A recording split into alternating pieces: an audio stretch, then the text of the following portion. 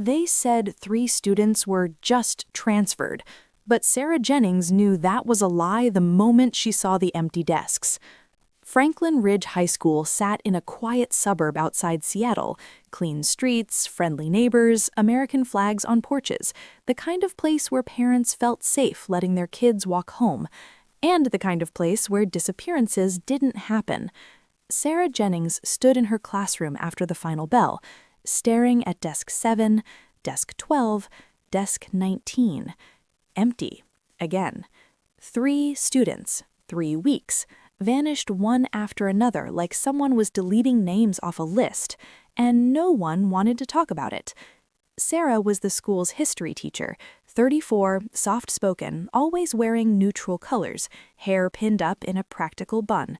She looked like the kind of woman who would apologize if someone bumped into her, but behind her calm face lived something sharper, because Sarah didn't just teach history, she studied patterns, and missing children always followed patterns. Her phone buzzed. Unknown number.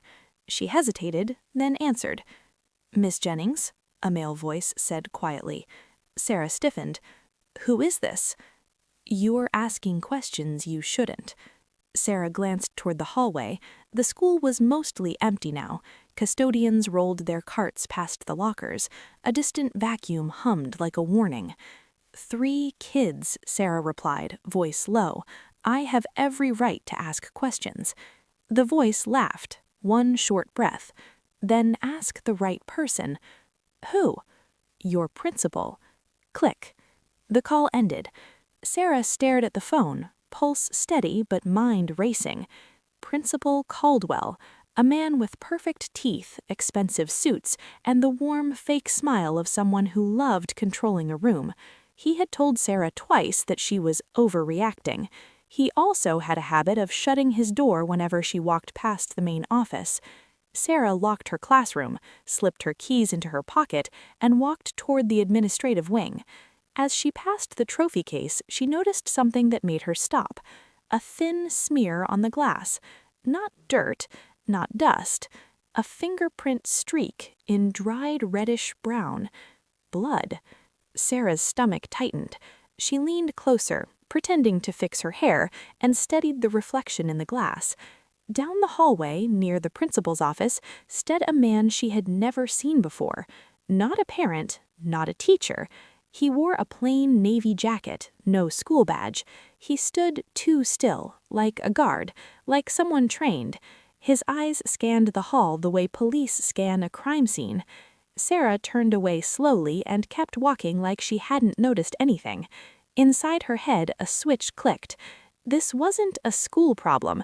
This was a security problem. She reached the main office. The receptionist, Mrs. Lorna, looked up with tired eyes. "Sarah? Sweetie, the principal's busy." "I need 2 minutes," Sarah said politely. "It's about the missing students." Mrs. Lorna's expression changed, almost fear. She lowered her voice. "Honey, please stop." That single sentence told Sarah everything. Mrs. Lorna wasn't annoyed. She was scared. Sarah smiled softly. "I understand." She turned away like she was leaving. Then she walked straight to the hallway beside the office, toward Caldwell's private door. The guardman's gaze locked onto her instantly. "Ma'am," he said, stepping forward, "you can't go back there." Sarah kept her face calm. "I'm staff." "You're not authorized." Sarah stopped inches from him. For a second, she let herself look like what they assumed she was, a harmless teacher. Then she spoke in a tone so quiet only he could hear. "Who are you protecting?" The man froze. It wasn't the question that shook him, it was the certainty behind it. His jaw tightened. "Walk away." Sarah held his stare, unblinking. Those kids didn't transfer. The man's hand moved, settled toward his waistband. Sarah didn't flinch. She simply took a slow step back, hands open. Then she turned and walked away, calm as ever. But inside she was calculating, because now she knew 2 things. 1, Caldwell wasn't just lying. 2, someone with training was stationed inside the school. Sarah exited the main office and headed toward the history department, forcing her breathing to stay normal. She couldn't confront them. Not yet. She needed proof. As she passed the stairwell, she heard something. A door closing below. Basement level. Franklin Ridge had a basement, but staff rarely went down there. Boiler rooms, old storage, forgotten hallways. Sarah paused near the stairs, listening. Then she heard it again. A muffled sound. Not a pipe, not a machine. A human voice. A weak, trembling whisper. Help. Sarah's blood turned to ice. She looked down the basement steps. Dark, silent, and waiting. Sarah tightened her grip on the railing. Then she stepped down. The basement stairs smelled like damp concrete and old paper, like a place the school wanted to forget existed. Sarah Jennings descended slowly, one hand sliding along the cold metal railing, the other gripping her phone like it could become a weapon if she needed it. The lights above flickered, not because they were broken, because the building was old and tired, and secrets liked old buildings. At the bottom of the stairwell was a heavy gray door marked "Authorized Staff Only." Sarah's heart stayed steady. That was the difference between fear and training. Fear makes you rush. Training makes you measure. She pressed her ear to the door. Nothing. Then, faintly again, so quiet it could have been imagined.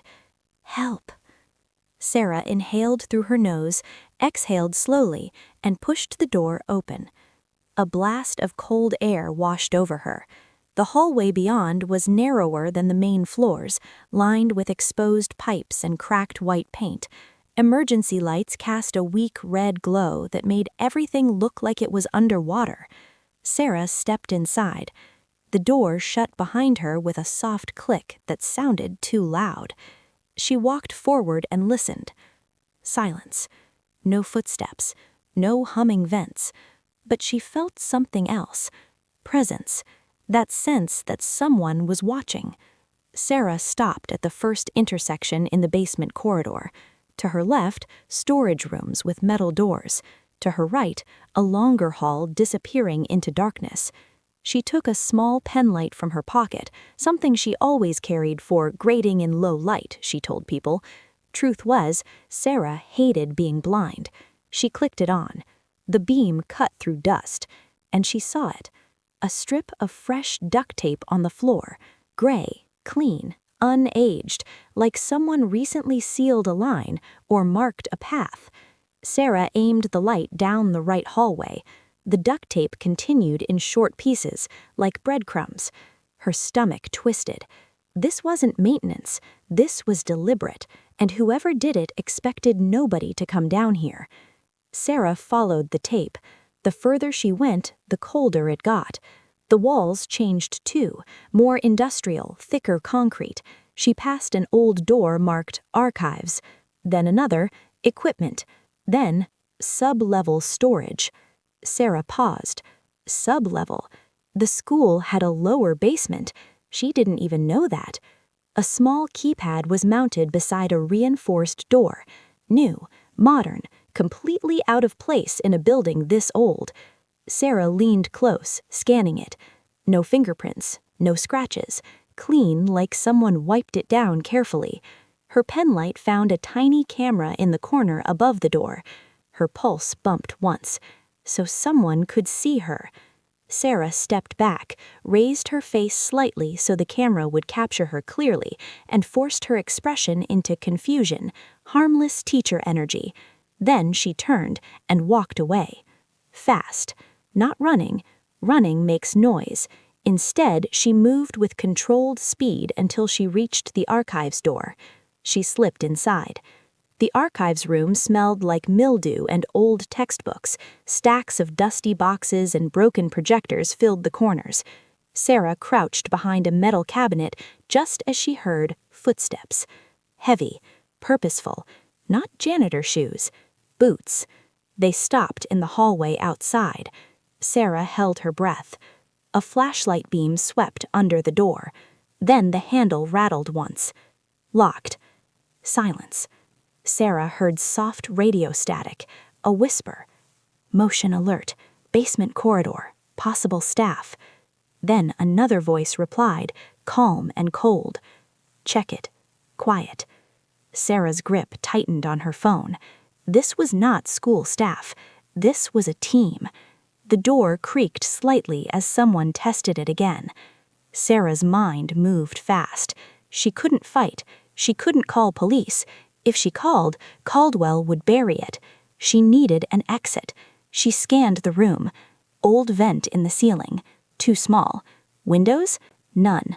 A second door in the back, half hidden behind stacked chairs. Sarah moved silently, knees bent, stepping only where she could avoid creaky spots. She reached the back door and pulled it open just enough to slip through.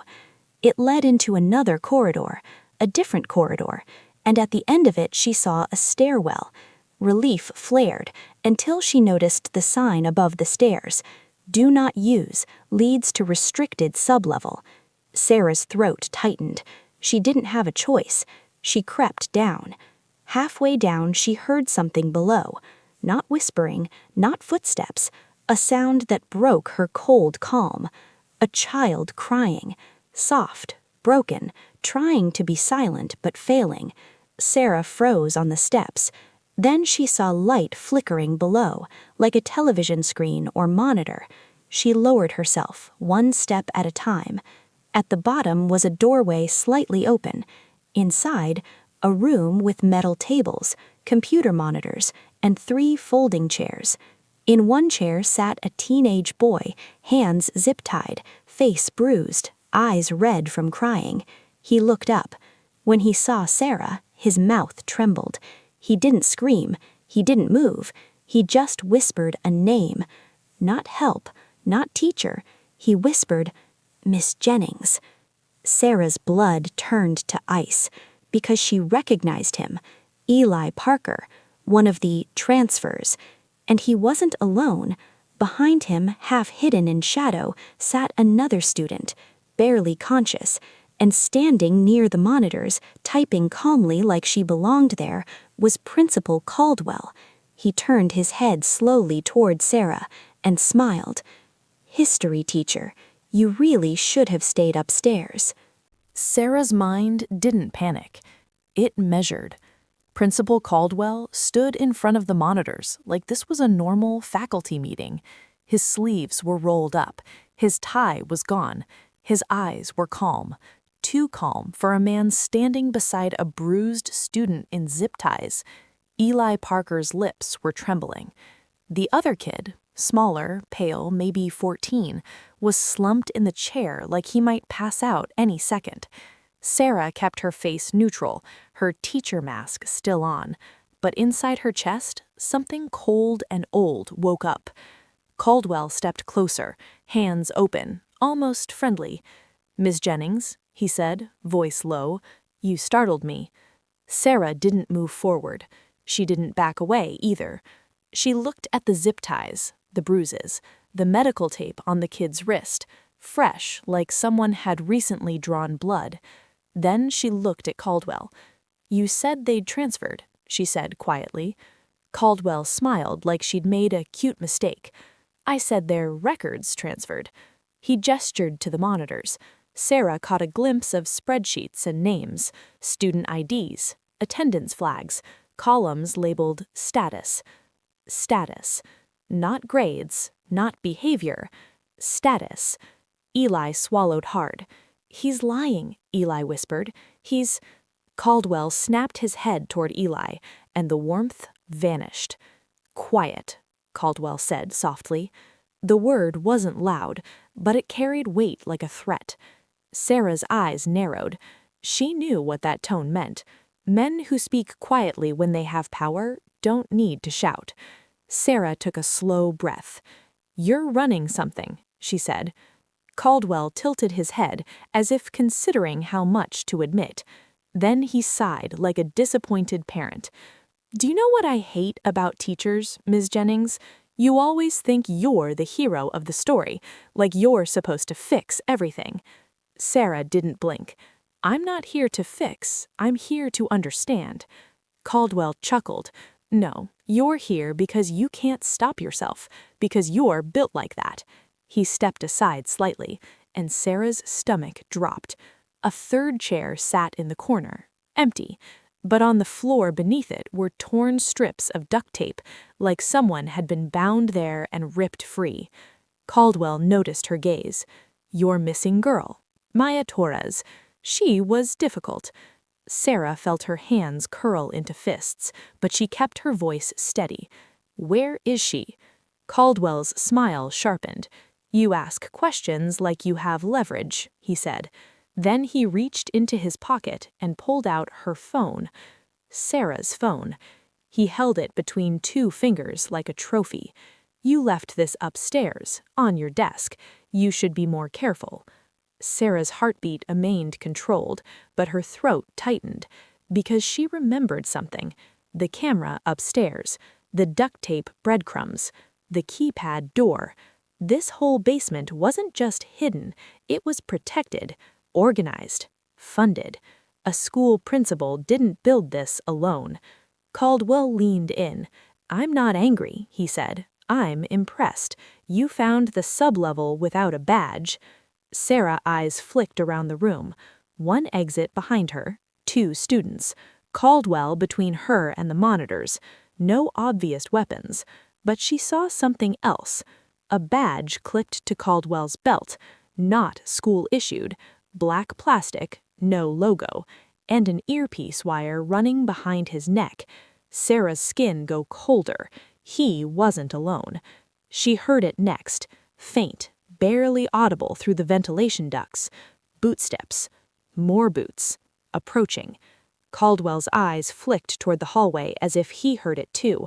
Then his face shifted into annoyance. "Too soon," he muttered. Sarah locked on that phrase.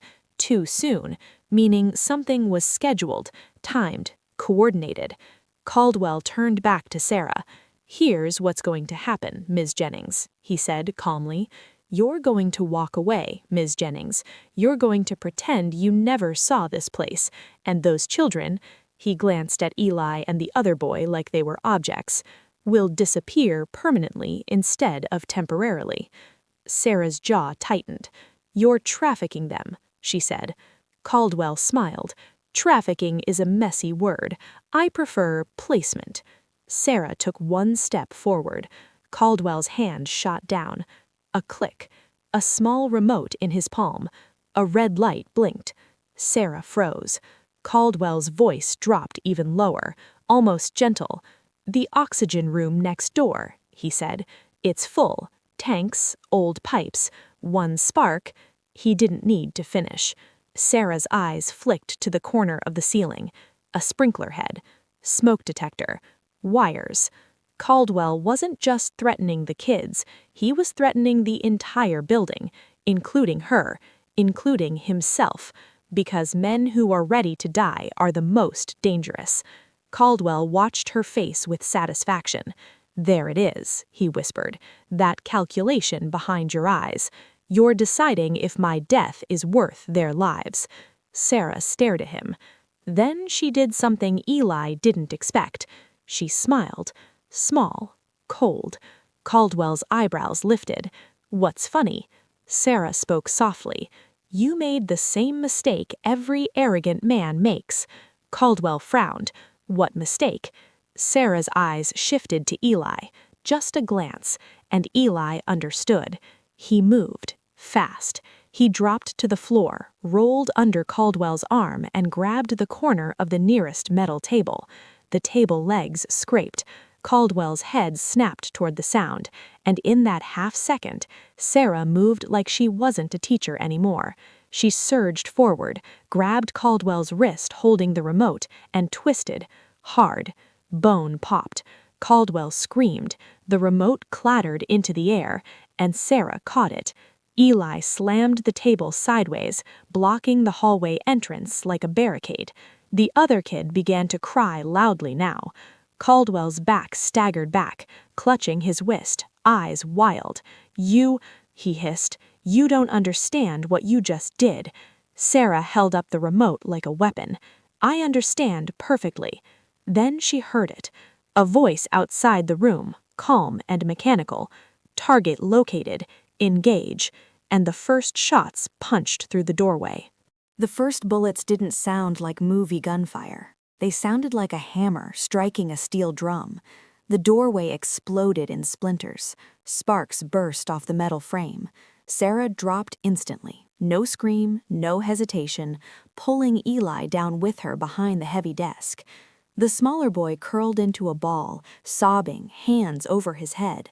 Caldwell didn't run. He smiled through the pain, clutching his wrist. "That's them," he hissed, almost relieved. "I told you you were too late." Sarah kept her cheek against the cold tile, eyes scanning. 2 exits, the main door with gunfire, the side hallway partially blocked by Eli's shoved table. No windows, no cover except furniture and steel cabinets. But Sarah had one advantage. She wasn't here to win a shootout. She was here to survive it. "Eli," she whispered, barely moving her lips. "Stay low, don't peek."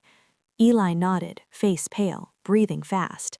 Sarah reached into her cardigan pocket and pulled out her marker pen, a cheap black Expo marker, useless as a weapon unless you knew how to use it. Another burst shredded the top edge of the desk. Paper flew. One of the monitors behind Caldwell went black. Caldwell shouted toward the hallway, "Don't shoot me, idiots. She has the remote." A voice answered, cold and controlled, "We don't care." Sarah felt a chill. They don't care. That meant Caldwell really wasn't the boss. He was the doorman, a disposable one. Sarah glanced at Caldwell. He finally understood it too. His mouth opened slightly as his eyes widened. "No," he whispered.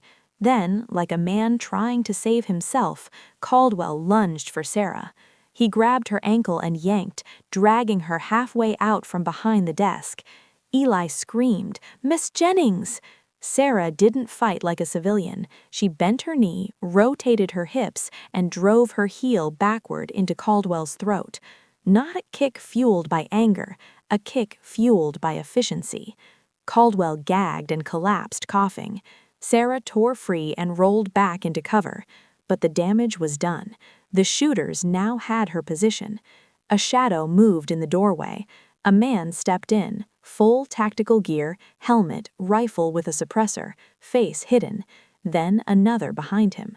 They moved like professionals, not street criminals, not angry parents.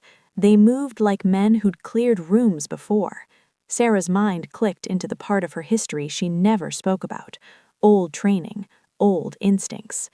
Eli whispered, shaking, "Who are they?" Sarah didn't answer, because the truth sounded insane.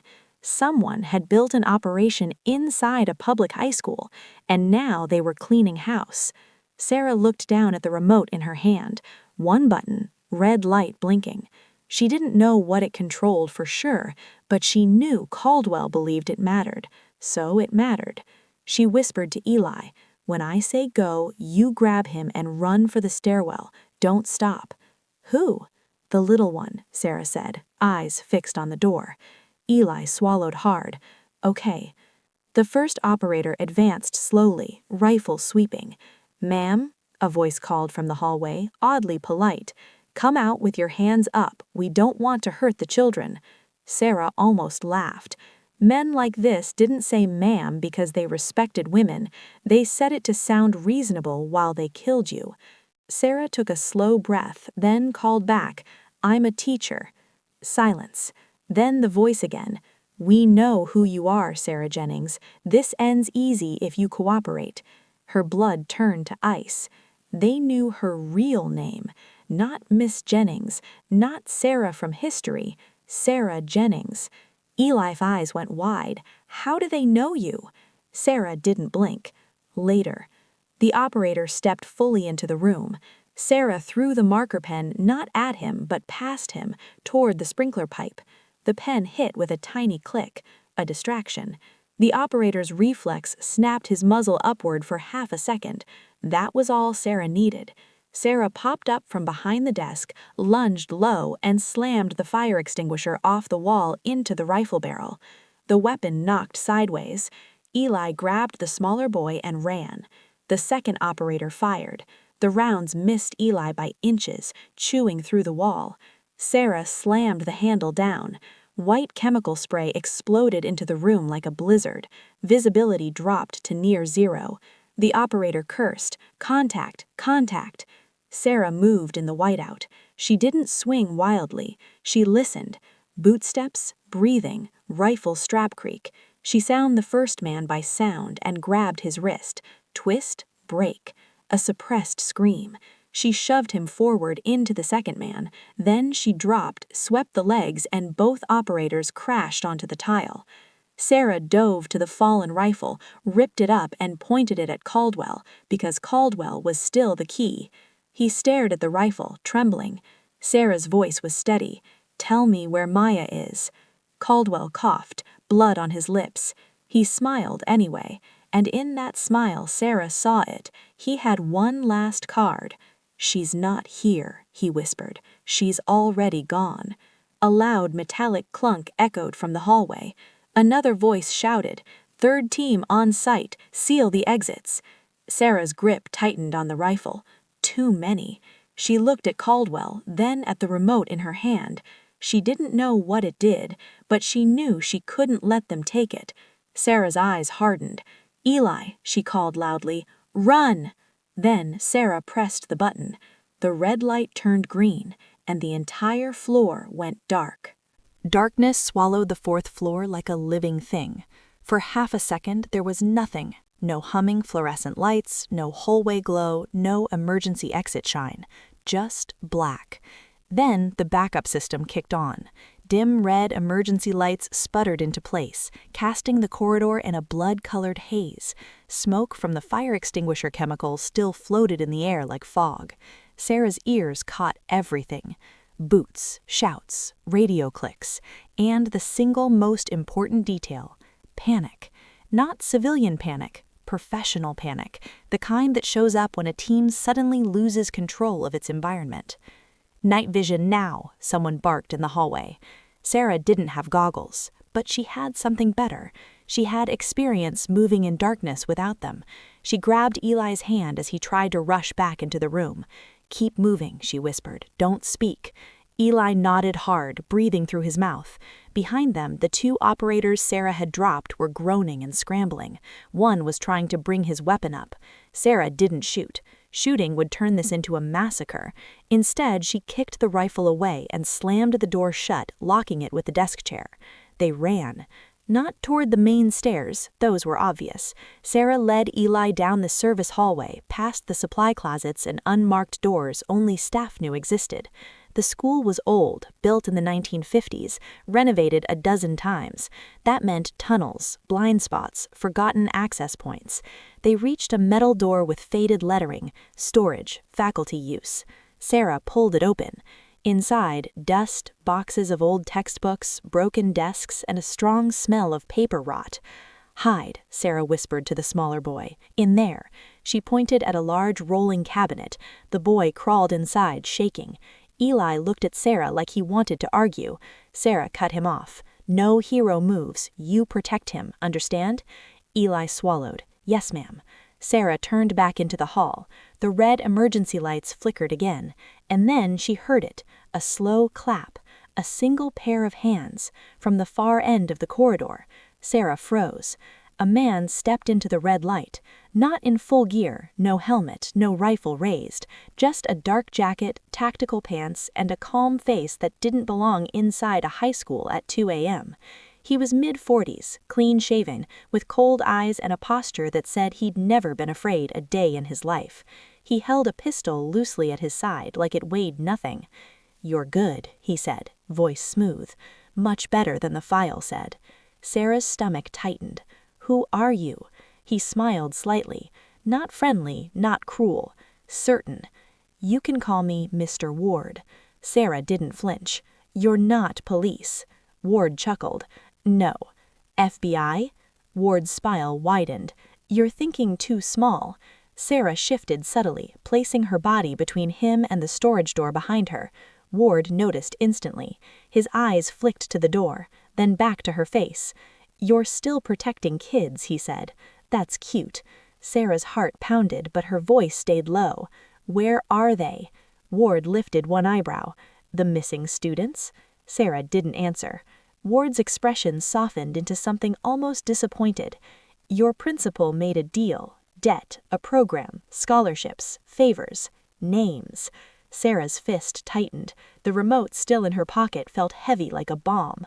"So you're the one running it," she said. Ward shrugged. "I'm the one keeping it clean." Sarah took one step forward. Ward didn't move. He didn't need to. "Here's what's going to happen," Ward said. "You're going to come with me. You're going to hand over the key you just used to black out the floor. I don't have—" He raised his pistol, not aiming at her. "A warning." "You're going to stop lying," Ward said gently. Sarah's chest tightened. This man wasn't a thug. He didn't scream, he didn't threaten. He spoke like a judge reading a sentence. "Where's Maya?" Sarah asked again, voice like steel. Ward looked at her for a long second. Then he said the words that nearly made her lose control. "She's not missing," he said. "She's already been transferred." Sarah's vision sharpened.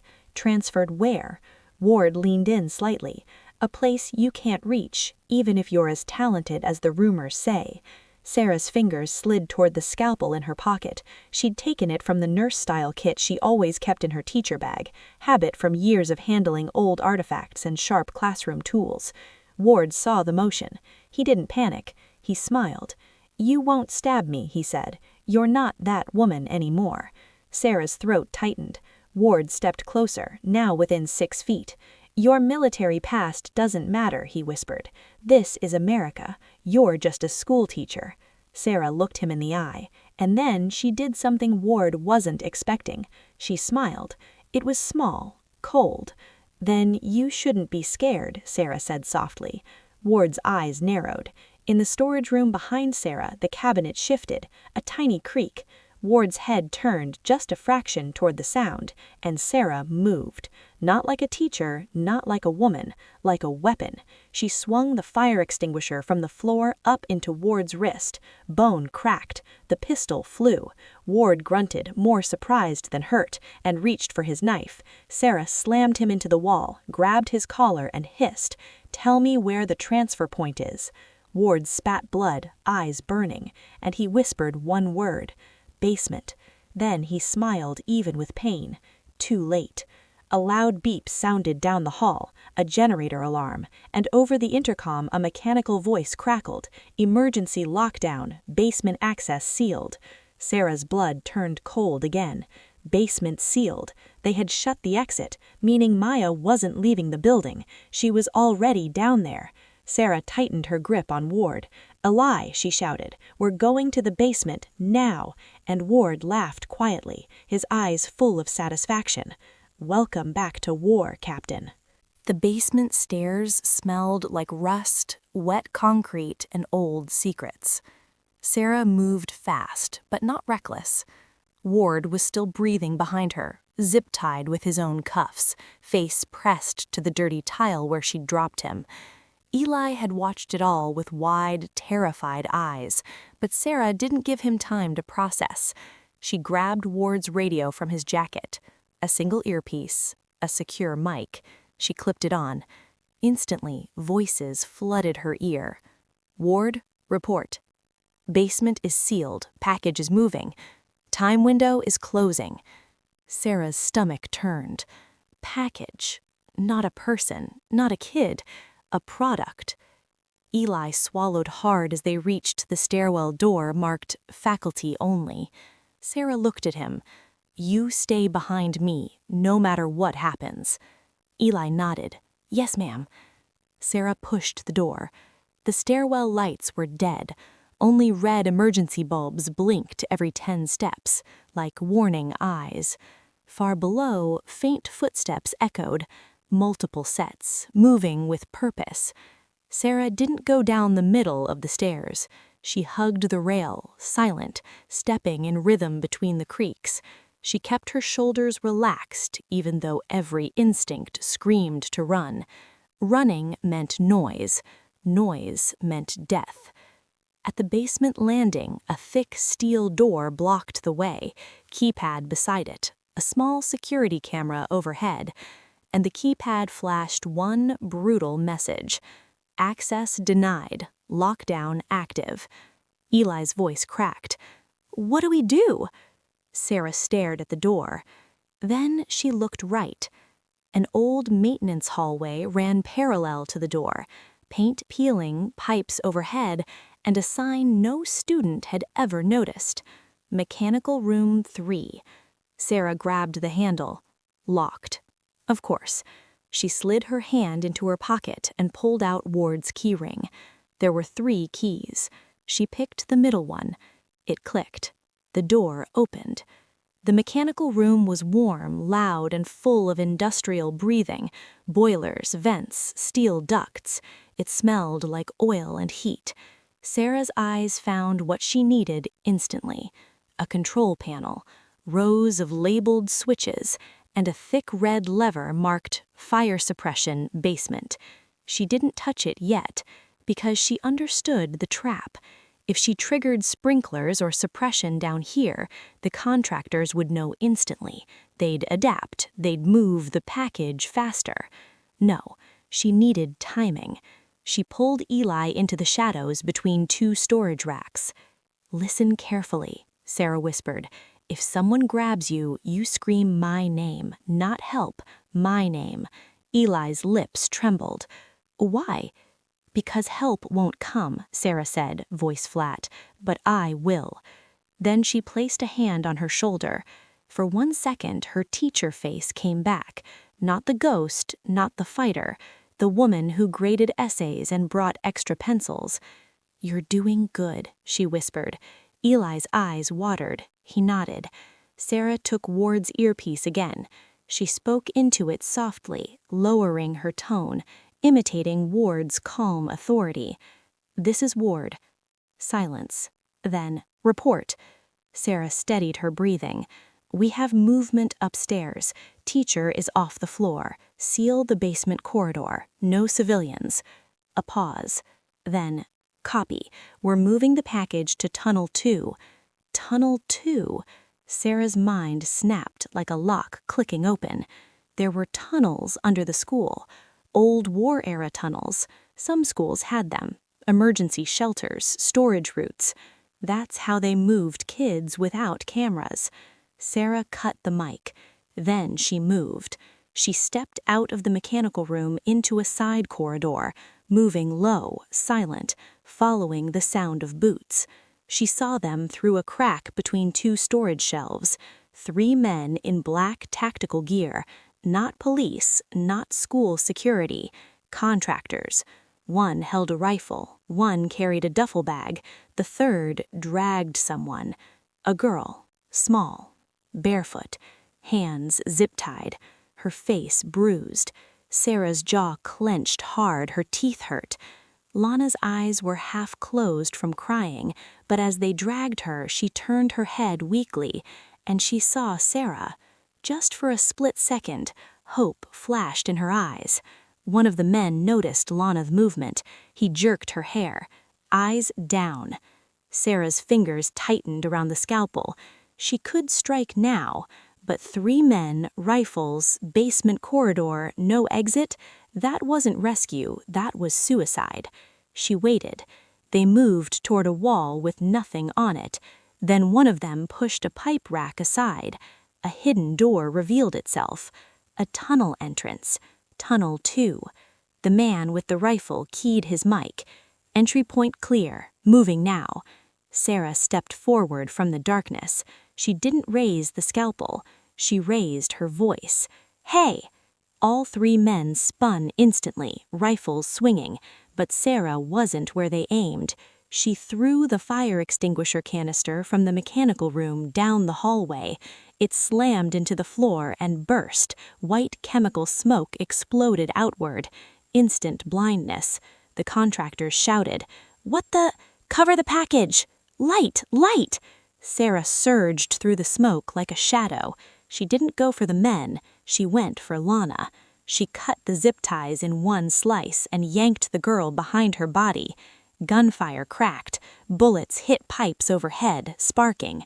Sarah shoved Lana backward into the mechanical room. "Go!" she screamed. Lana ran without thinking. Sarah turned back into the smoke. One of the men rushed her, big, fast. Sarah pivoted and drove the scalpel handle into his throat, crushing the windpipe just enough to drop him choking. She ripped his rifle away mid-fall. Now she had a weapon. Now the odds changed. She fired twice, controlled, brutal. One man dropped.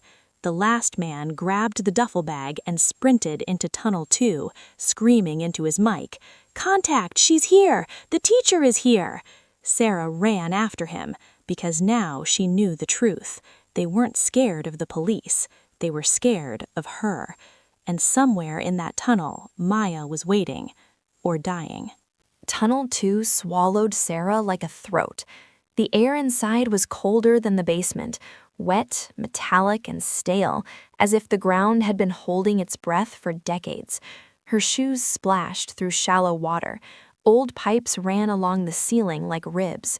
Sarah kept the rifle low, finger disciplined. Not because she hesitated, because sound traveled in tunnels. One mistake, one loud breath, and she'd announce herself like a siren. Ahead, the contractor's boots slapped water, fast, panicked.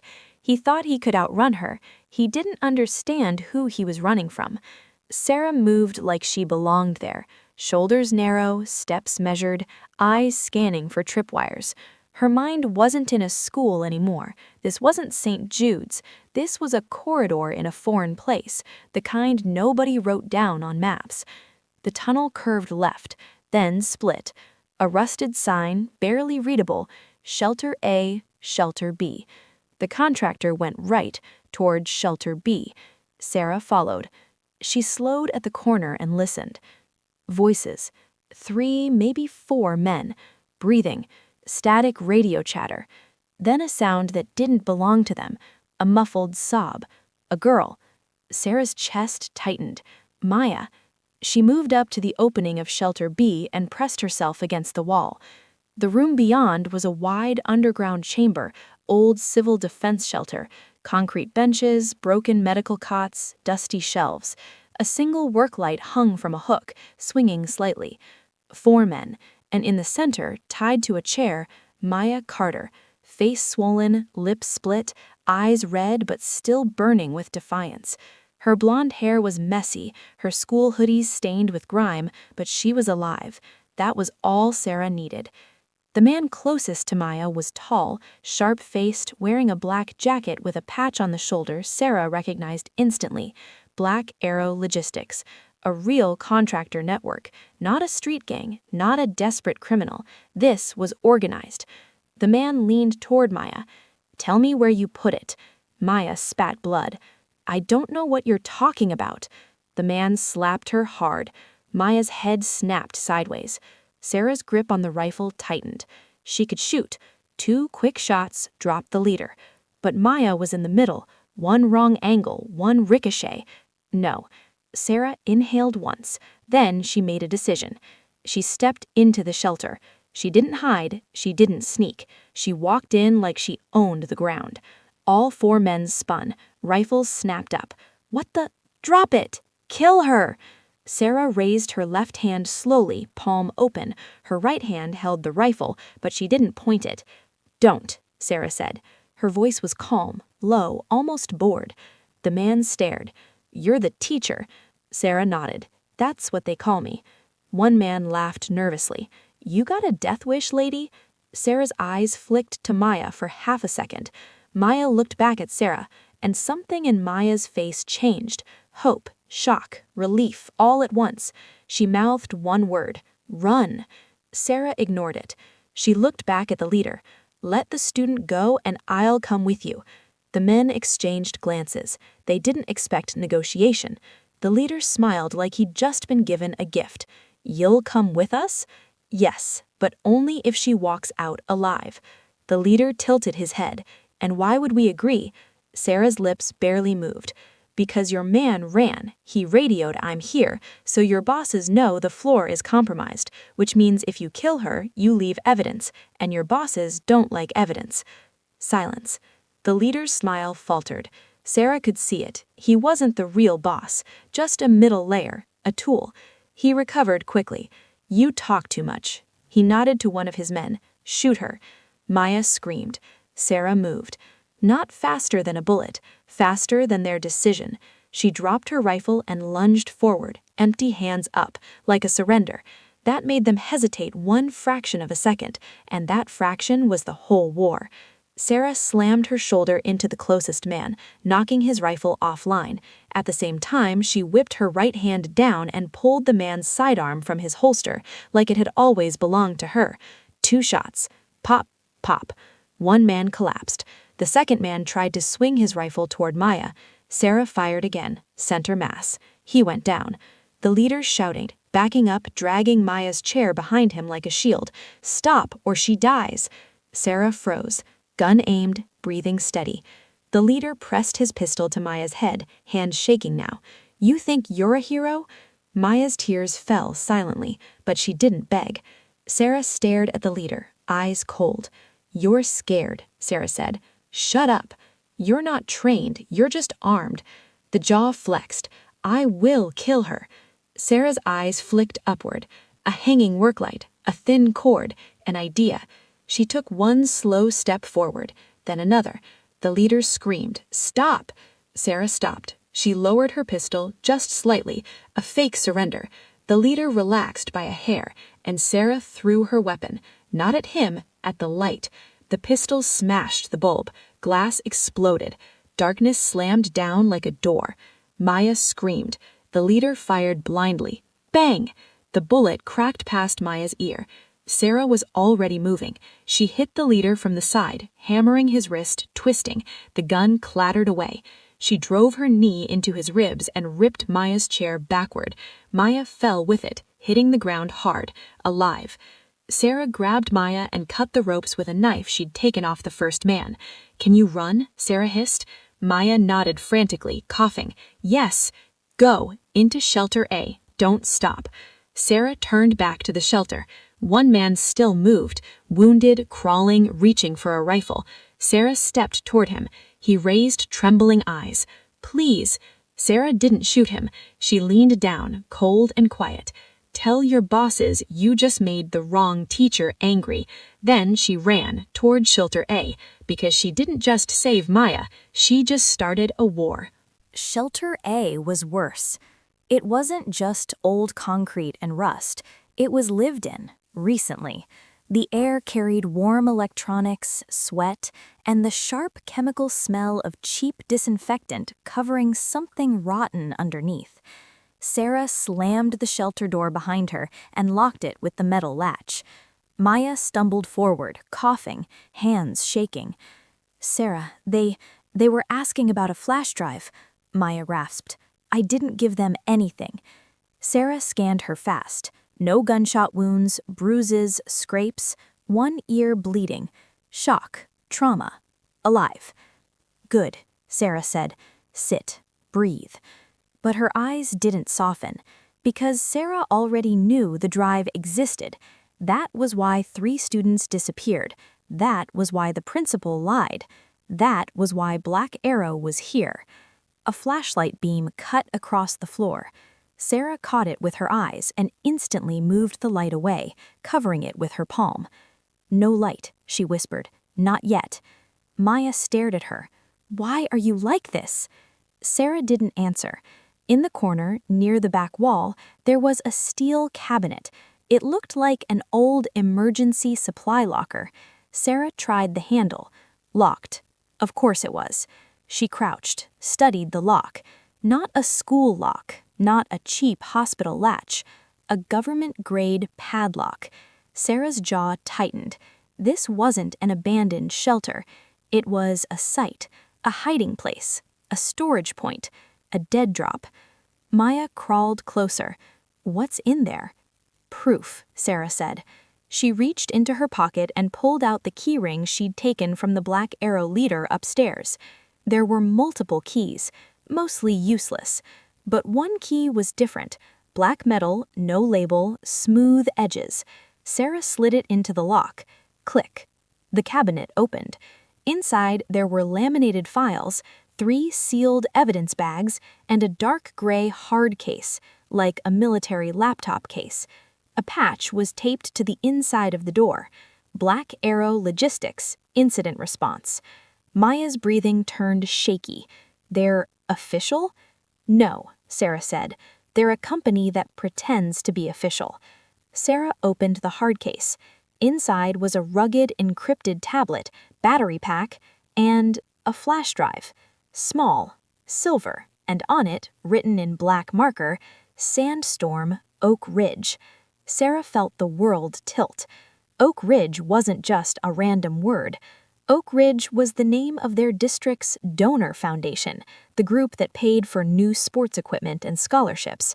Oak Ridge was also the name of a private contractor shell organization Sarah had heard years ago, only once during a briefing she wasn't supposed to attend. And Sandstorm. Sandstorm was not a school problem. It was a classified operation name. Sarah's hands tightened around the drive. Maya looked at it like it was a bomb. What is that? Sarah kept her voice steady. It's why the principal panicked. It's why you were taken. Maya swallowed. I found it. Sarah snapped her gaze at her. Say that again? Maya's eyes filled with tears again, but this time it wasn't fear. It was guilt.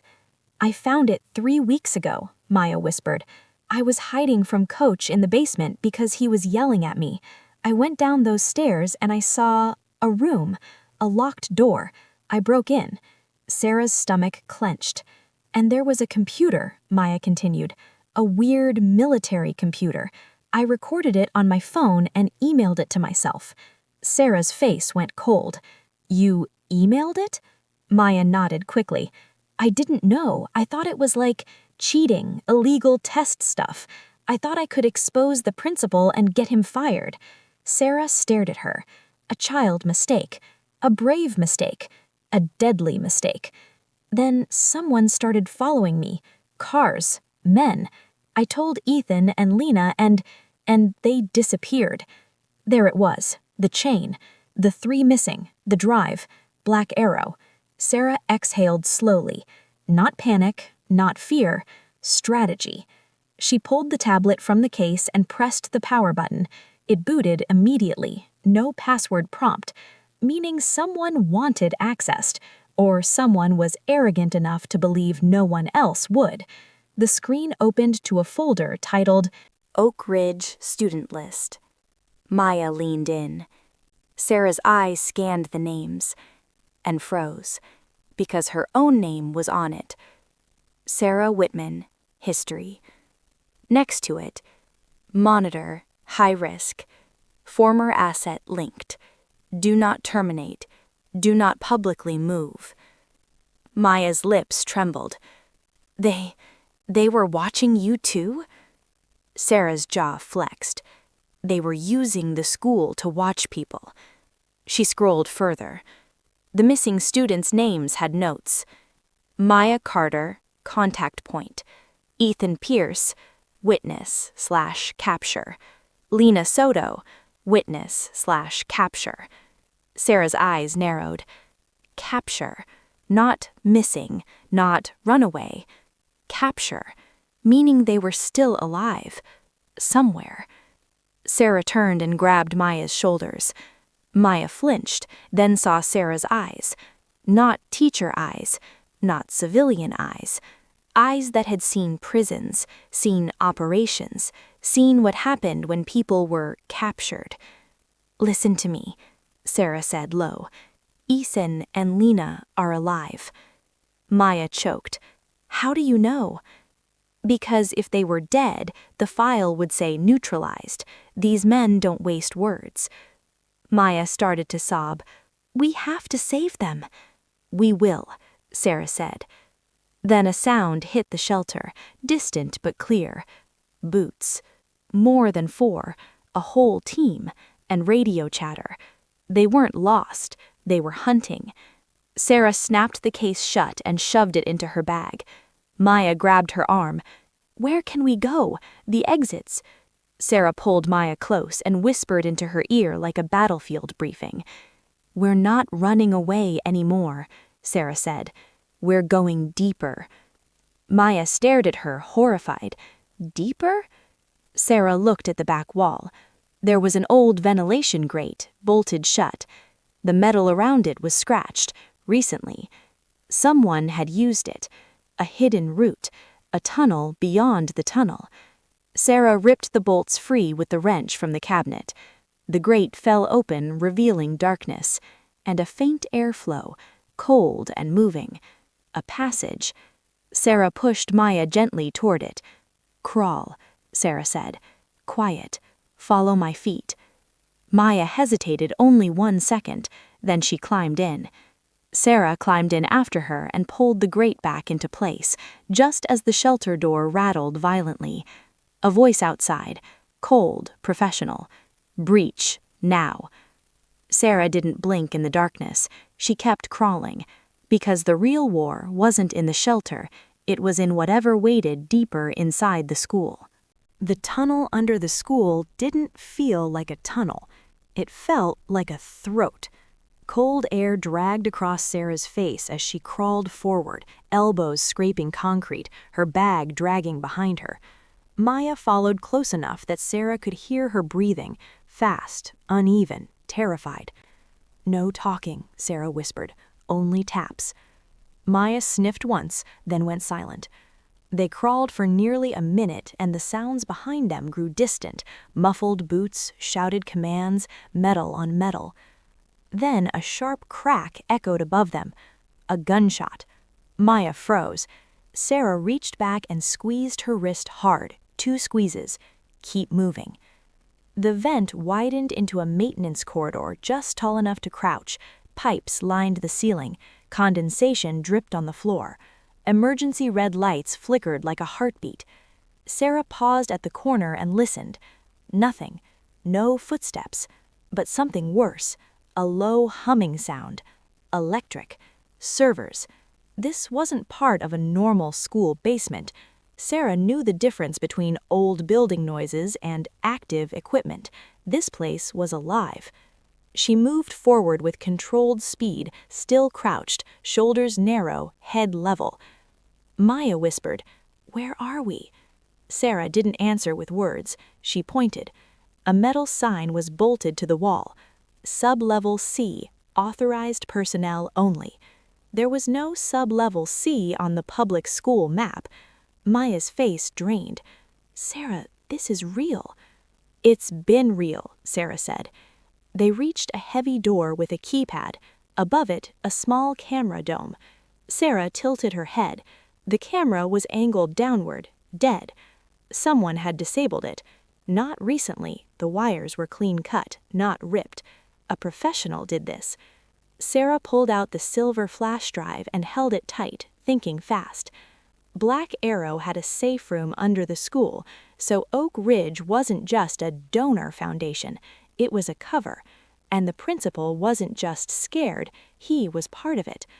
Sarah knelt by the keypad. Her fingers moved quickly. Not guessing. Remembering. She typed a sequence she hadn't used in years, an old training code, a pattern tied to military comms protocols. 4041. The keypad beeped. Green. The door clipped open. Maya stared. "How did you—" Sarah pushed the door in. Inside, now. They entered a room filled with quiet power, rows of black equipment racks, fiber cables, monitors in sleep mode, an industrial air unit hissed in the corner. This wasn't a hideout, this was an operations node. Sarah stepped to the nearest console and woke the screen. A login prompt appeared. Oak Ridge Network, user ID. Sarah looked at the desk. A sticky note was attached beneath the keyboard. It said, "Mr. Grayson, admin, PW is roll call!" Maya whispered, stunned. "That's our vice principal." Sarah's eyes went sharp. "Yes." She typed it. The system unlocked, and the screen opened to a dashboard. Student movement, camera feeds, transport schedule. A cold wave rolled through Sarah's body as she saw the truth laid out like a spreadsheet. Not missing students, tracked students. Names, photos, notes. Suitable, unsuitable, observe, transfer approved. Maya covered her mouth. Sarah scrolled, forcing her breathing steady. Then she saw the header, Project Homefront, Pilot Site 03. Pilot site? Meaning there were others. Her jaw tightened. Maya's voice shook. What is Homefront? Sarah didn't look away from the screen. It's recruitment, or trafficking dressed up as recruitment. She clicked Transport Log. 3 entries appeared. 2 weeks ago, E. Pierce, moved. 10 days ago, L. Soto, moved. 4 hours ago, M. Carter, capture initiated, failed. Failed because Maya escaped. Sarah's stomach turned. Maya asked, where did they move Ethan and Lena? Sarah clicked the destination fields. Each one was labeled with a code, not an address, but one destination repeated. Node 7, Rivergate. Sarah froze. Rivergate wasn't a code, it was a place, a private youth counseling center outside town that everyone praised as a miracle program. Sarah had sent struggling students there before. She had recommended it. Her mouth dried.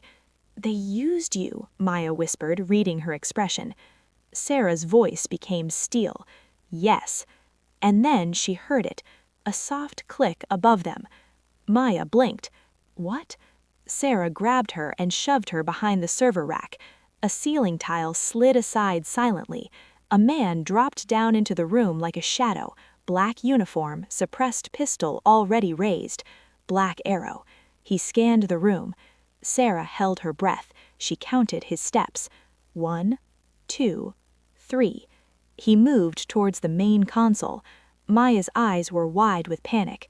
Sarah put a finger to her lips. The mercenary leaned over the screen. He saw the open dashboard. He cursed under his breath into his comms. They accessed the node. We have breach. I need... Sarah moved. She came out from behind the rack low and fast, grabbed the back of his knee and drove it forward. His balance broke.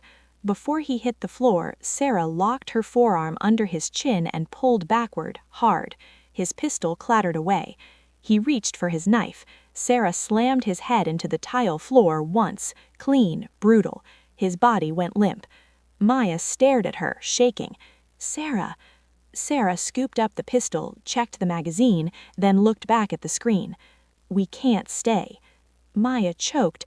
But we found them. We have proof. We also just triggered every alarm, Sarah replied. As if to confirm it, a loud buzzer blared from the hall outside. Lockdown mode engaged. A calm, automated voice followed. Security protocol activated. All exits sealed. Maya whispered, "We're trapped." Sarah looked at the server racks, then at the hard case in her bag, then at the transport schedule. One line made her eyes narrow. Next run, 3:30 a.m., staff access, loading bay C. "Not trapped," Sarah said quietly. "We're in their building." Maya swallowed. "So what now?"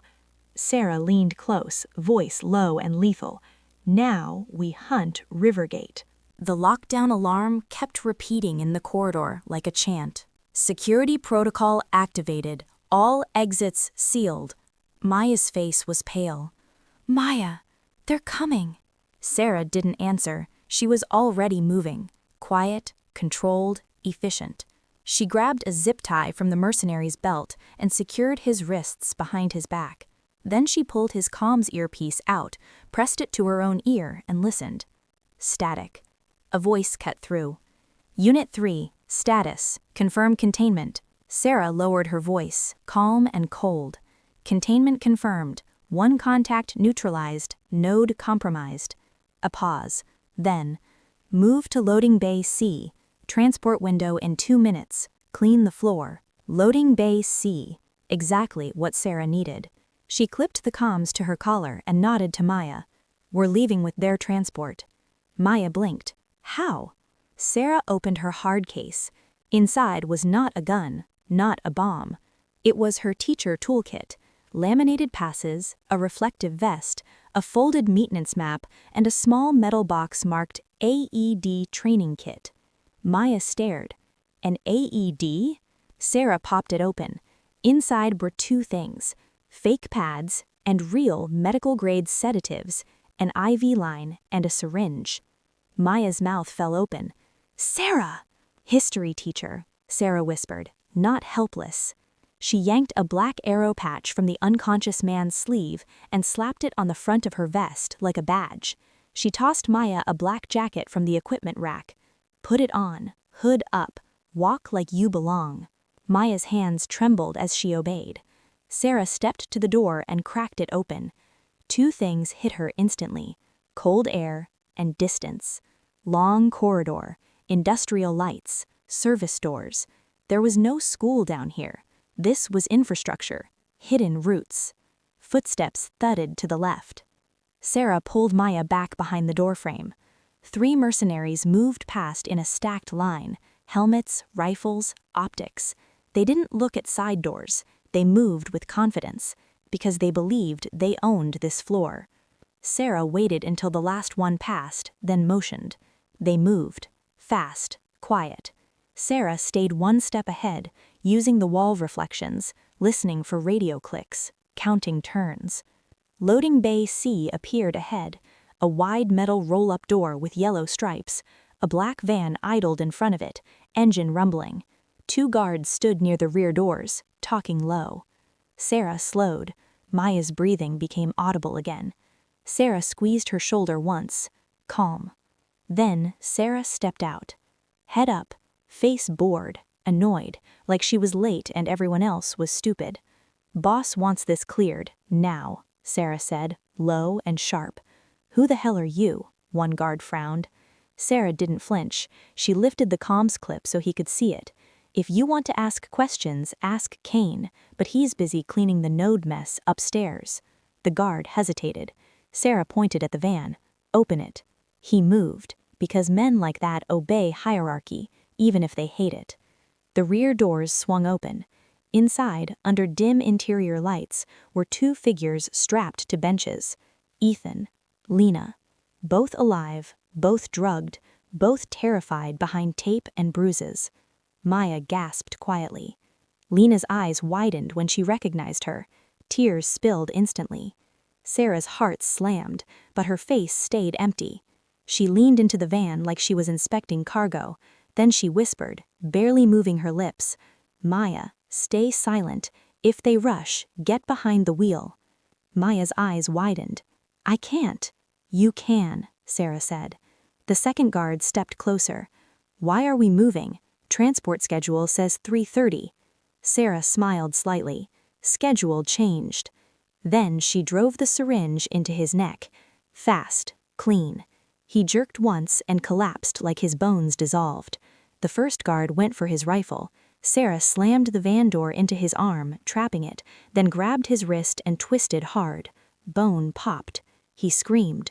Sarah caught the rifle as it fell, then drove the buttstock into his jaw. He dropped. Maya stood frozen. Sarah snapped, drive. Maya stumbled into the driver's seat. Her hands shook on the wheel. I don't have the keys. Sarah yanked the keys from the unconscious guard, tossed them to her. Now. The engine revved. Sarah jumped into the passenger seat, rifle aimed at the bay entrance. The van shot forward, tires screaming on wet concrete. Behind them, a siren flared, different from the lockdown, a full breach alarm. Over comms, contact, Bay C, stop that vehicle. Maya cried, Sarah! Eyes forward, Sarah ordered, do not brake. The van smashed through a thin barrier gate and burst into open rain. Chicago night, streetlights, real world, but the threat followed. A black SUV screamed out of the hospital service tunnel behind them. Sarah twisted in her seat, aimed the rifle and fired 2 controlled shots at the SUV's front tire. The tire blew. The SUV fishtailed, smashed into a concrete divider, and flipped. Maya screamed. Sarah didn't. She leaned forward, voice steady like a lesson. Keep going, downtown. We blend. We disappear. Ethan sobbed in the back. Lena cried, muffled. Maya whispered, "We did it." Sarah stared ahead through the rain. "No," she said softly. "We started it." Maya looked at her. "What do you mean?" Sarah pulled the flash drive from her pocket. Rivergate, Project Homefront, multiple sites. She slid it into a plastic evidence pouch. "They didn't just take kids," she whispered. "They built a pipeline." "So what now?" Maya swallowed hard. Sarah looked at the dark city, then down at the school badge clipped to her vest like a lie. "Now," she said, "we go to the FBI." Maya blinked. "They'll believe us?" Sarah's eyes hardened. "They'll believe the files." A beat. "And if they don't," she looked back towards the hospital fading behind them, "they'll learn why I never wanted to be found." The van vanished into the rainy streets, and St. Jude's, for the first time in years, was no longer a cage. It was a crime scene.